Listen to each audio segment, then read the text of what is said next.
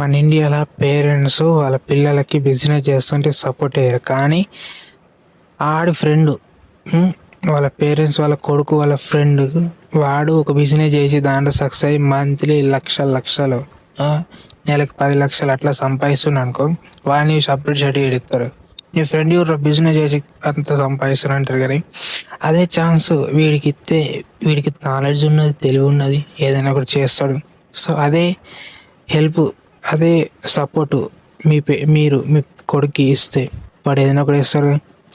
And ఇప్పుడు కొత్త ఏంటున్నా అంటే, అమ్మాయిలు జస్ట్ వాళ్ళు బిజినెస్ చేయదు, జాబ్ అయితే జస్ట్ చదువుకోలేదు, దాని తర్వాత పెళ్లి చేసుకొని వెళ్ళిపోవాలంటారు. కానీ వాళ్ళు బిజినెస్ ఎందుకు చేయొద్దు కదా. అమ్మాయిలైనా అబ్బాయిలైనా పేరెంట్స్ సపోర్ట్ అయితే ఏదైనా చేయగలుగుతారు.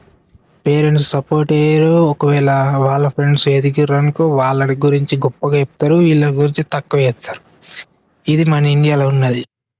ఎప్పుడైతే పేరెంట్స్ పిల్లలకు సపోర్ట్ ఇస్తారో అప్పుడే పిల్లలు సక్సెస్ అవుతారు.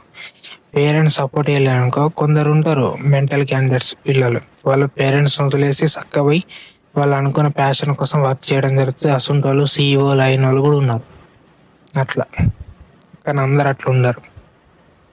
అట్లా కొందరు పేరెంట్స్ కోసం అన్నీ చంపుకొని ఏదో చిన్న జాబ్ వేసుకొని పోషిస్తారు.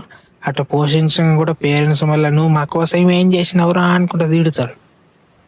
అది మన ఇండియాలోనే ఉన్నది, చాలా మంది లైఫ్లో ఉన్నది. సపోర్ట్ చేయరు ఫస్ట్. అది